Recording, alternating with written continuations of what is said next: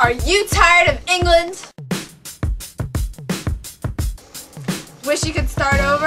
Do you need a place to practice your own religion?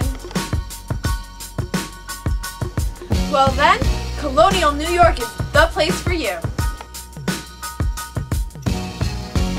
I'm Katie, and this is Monica.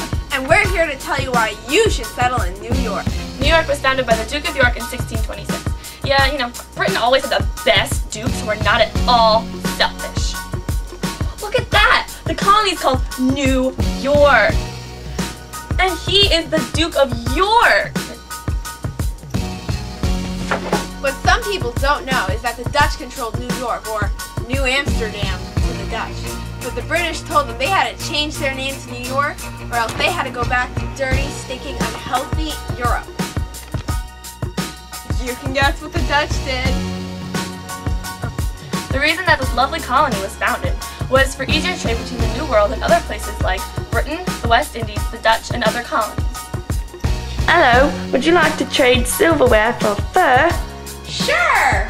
Yay! Oh no! New York sent many ships with flour, corn, reduced fat biscuits, Timber! fish, butter, and fruit. Trade had a great impact on the economy of New York.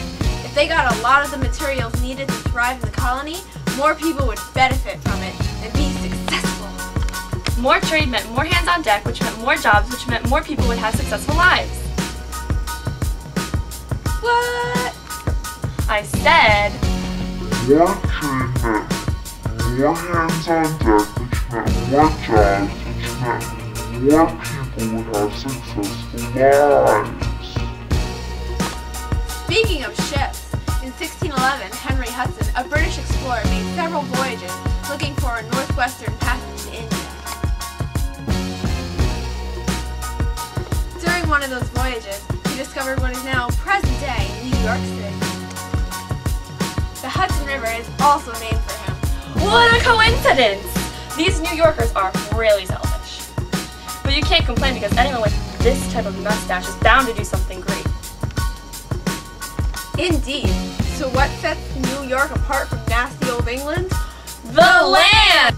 There's a large amount of land over here in New York that's just sitting here waiting for settlers like you to come and, well, settle it, of course. Bring your whole family, wife, kids, parents, aunts, uncles, grandkids, grandparents, anyone you want. The more people you bring, the more land you get, which is great for factories, apartments, skyscrapers, and 8x5-foot patches of grass we call lawns here in New York. The good thing is, the land is so cheap because of how much there is. It's practically coming out of our ears over here. Another great thing about New York is the weather is amazing. Each season has its own special qualities that make life here in New York a breeze. No pun intended! In the spring, it's a little bit warmer than the winter, but still has the potential to get hot. So dress appropriately. Temperatures can range anywhere from the 50s to the 80s. This is by far the best season in New York. During the summer, temperatures can range from the 80s to the 100s, so remember to dress as coolly as possible when you're outside. It's a great time to go visit the river. During the fall, it's starting to get cold out because winter's right around the corner. Temperatures can range from the 70s to the 40s. I would suggest wearing a light jacket of some sort. In the winter, it's going to be really cold out, so start up your fireplace and bundle up. Temperatures can range anywhere from the 40s to below 20. These cold temperatures can often lead to snow. As you can see, the weather is just delightful, and the air quality is crystal clear. That's because there aren't any factories destroying our air quality or ozone. Yet. Well, Katie, here are some letters sent to us from the kind people of New York. Ooh. This first letter is from Mr. George Potato. Dear lovely workers of I Loveth New York, I thought I'd tell you my job as a farmer. I grow crops like corn and potatoes that support my family, and I'm also able to sell them to other people for money. Thanks, George. This next one is from John Johnson. Dear people at I Loveth New York, I just love my job as a shipbuilder. I build ships that are used for trade from New York to other various places, and for explorers. Even though work is hard, I make a lot of money and I'm able to support my family and all 22 kids. Oh, thanks, John. This last letter is from Louis Greenberg. He says, Dear friends, I am very excited to tell you all about my wonderful fur trapping job in New York.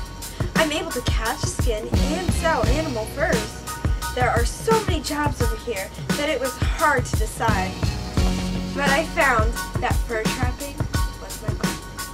Aww. Come to New York now and you get your own piece of New York. And we aren't just talking about land, are we, Monica? No, we're not, Katie. We're talking about New York peppermint patties. I think we've earned our own little piece of New York, Katie. Shall we? Let's.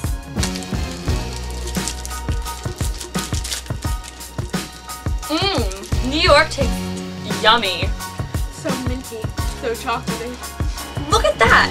Another thing named after the Duke. We have another special offer for our settlers, don't we, Katie? That's right, Monica. If you move to New York within the next week, we'll throw in a free wow with your purchase of land. This will help with all your cleaning needs. That's right. It'll keep everything neat and tidy. I hope all this information we just told you makes you want to move to the great colony of New York. Hope to see you soon.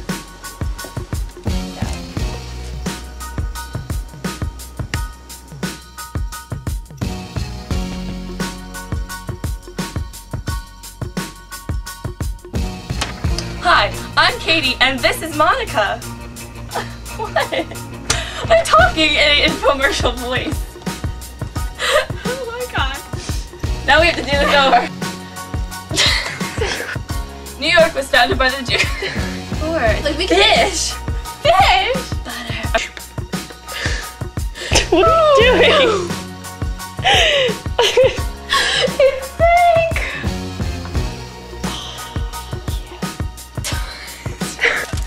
New!